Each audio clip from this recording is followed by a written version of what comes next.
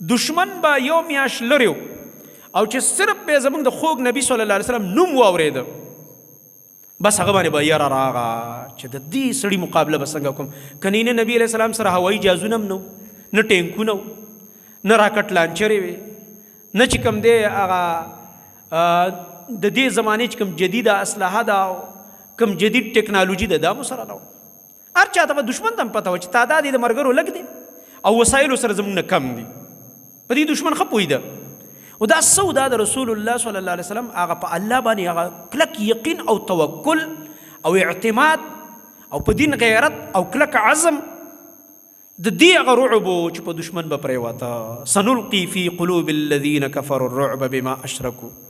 قرآن کې چې الله رب العالمین فرمایي دقه شانته زه د دې مؤمنانو رعب هم د کافرو په زړه کې ورچومه دغه رعب یې الله امت ته هم ورکړی ګوره دا یاد ساته تاسو د اسلام تاریخ وګورئ څومره جنګونه چې کافرو سره شوي دي ته په مقابل کې چې د مسلمانانو تعداد ګوري تعداد یې کم وسایل کم او غټ غټو لښکرو له شکستونه ورکړي دي په مخه کړي دي غټ غټې لښکرې په مخه کړي کم ځای کې چې ګوري چې مسلمان کمزوری شوی دی یا یې وال خوړلي د خپل کور منافق د کافر ملګری شوی دی دا د کور غل چې ورسره ملګری نشي د کافر سره او دې خیانت او دوکه ونه کړي او غداري ونه کړي او جاسوسي ونه کړي کافر ته دا زړه الله نه دی ورکړی چې په مؤمن دی راشي یاد ساته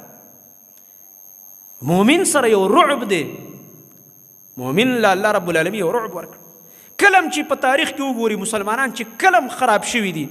د کور کس چې د کلمې په ظاهره کې ویلی دی او دا د مسلمان صاحب نوم پې پروت دی د دوکه کړی ده د زار خوړلی دي د کافر نه سا اخیستي دي خېټې د مړولو دپاره او د خپل مسلمان نور جاسوسي پې کړې ده په دې بنا باندې زما محترم ورونو نبی کریم صلی الله علیه وسلم ته الله یو رعب ورکړی د یو میاشت په مزل به دشمن لرې او په هغه به رعب راتللو